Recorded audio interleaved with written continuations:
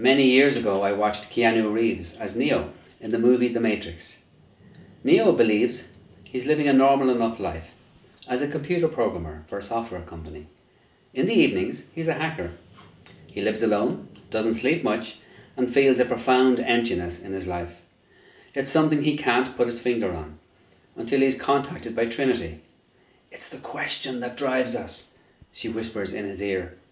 That resonated with me. There's a question underneath all our pain, our stress, and our woundedness. The question varies from, "Is this all there is?" to, "How did I get here?" to, "Who am I?" We need to honour those questions and open up to them, as Neo did. Later on, Neo is repeatedly asked, "Are you the one?"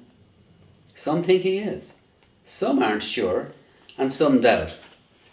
But all of them are left wondering about it. All that is, except for Morpheus, who has no doubt. He proclaims to Neo, "You are the one." In this book, I am saying the same thing to you. You are the one. You are the one you've been waiting for. Are you ready for that? My own experience has shown me again and again how easy it is to be diverted away from that for which we long for, and to fall back into familiar patterns.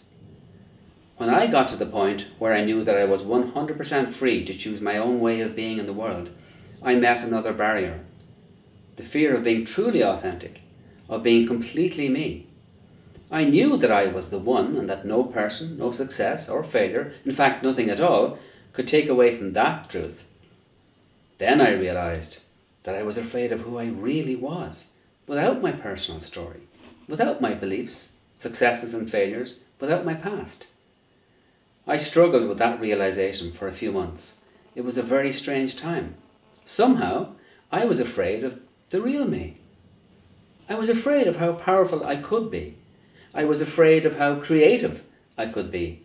I was afraid of how vulnerable I could be. I was afraid of how honest I could be. I was afraid of how others would react to this new me. I began to ask myself, why am I afraid? And what am I really afraid of? They were powerful questions, and they awakened a deeper awareness in me. Questioning your mind is very powerful. Questions like this opened me up to something which shocked me. Part of me was used to playing small and powerless sometimes. That part of me quite liked talking about and blaming others. I had normalized this version of me, and of course, it kept playing out in my life over and over again. When you're used to playing small in a particular part of your life, it's very challenging to really step up to the mark and be the best possible version of yourself. It is quite challenging to own your own power and your own greatness. Somewhere along the line, I had learned that it was easier to play safe, follow the unspoken rules and to stay small. I associated that with humility. Bad move.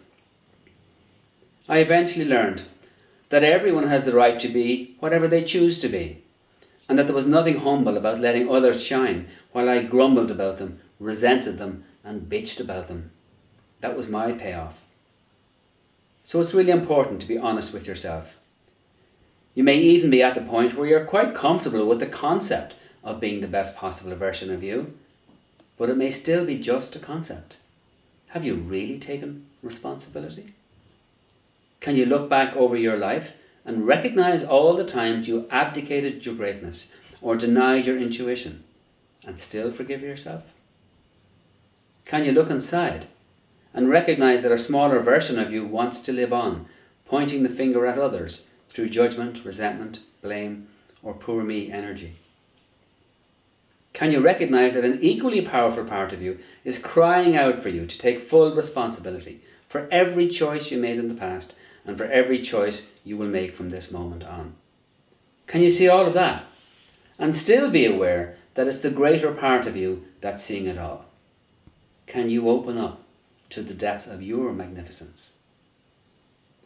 That is the vision I have for this book, that you might learn to open up to your own magnificence and to let it shine through every aspect of your life. You have something to offer the world, but you've got to peel back all the layers that cover it up. When Michelangelo was asked how he sculpted, he is reported to have said that he released David from the block of marble. I chipped away, bit by bit, at anything that wasn't David. That's the process here, to release you. My mission is to educate you and give you the tools to do that, to chip away, bit by bit, working with the circumstances of your life, to uncover the magnificent you that's already there, waiting to be revealed.